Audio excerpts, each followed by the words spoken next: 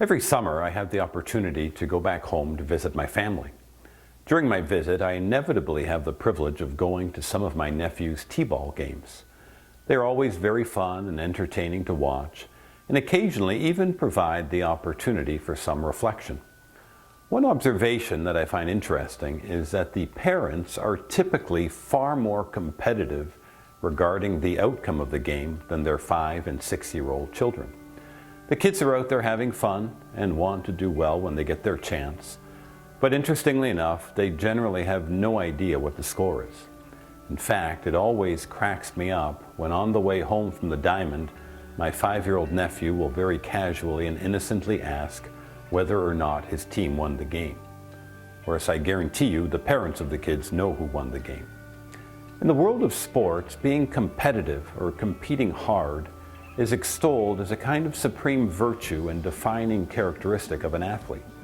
Being talented and skilled is great, but we really admire most the athlete who combines their talent with a winning attitude, who seemingly lays everything on the line for the victory.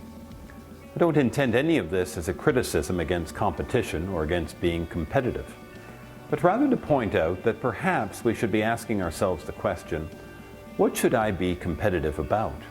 Or what should I be competing for?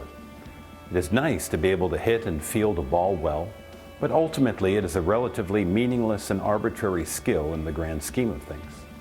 Conversely, St. Paul points us in a different direction in today's second reading when he says, "Man of God, pursue righteousness, devotion, faith, love, patience, and gentleness. Compete well for the faith." In today's gospel, we hear the sad story of the rich man, blessed with abundant material wealth, but neglectful of his poor neighbor Lazarus, and subsequently suffers the consequences of his omission and neglect in the next life. It is a stark reminder that the stakes of the competition of our life are very high.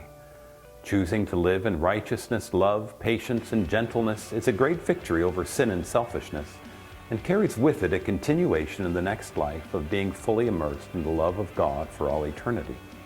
A partial acceptance of love effectively leads to purgatory, and a total rejection is a crushing defeat that announces that the individual would rather be permanently separated from the love of God.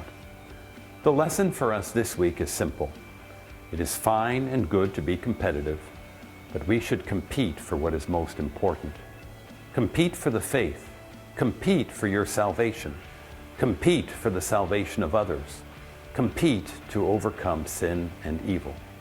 After all, at the end of his life, the rich man was certainly not asked how far he could hit or throw a ball, but he was asked how he cared for the poor man named Lazarus.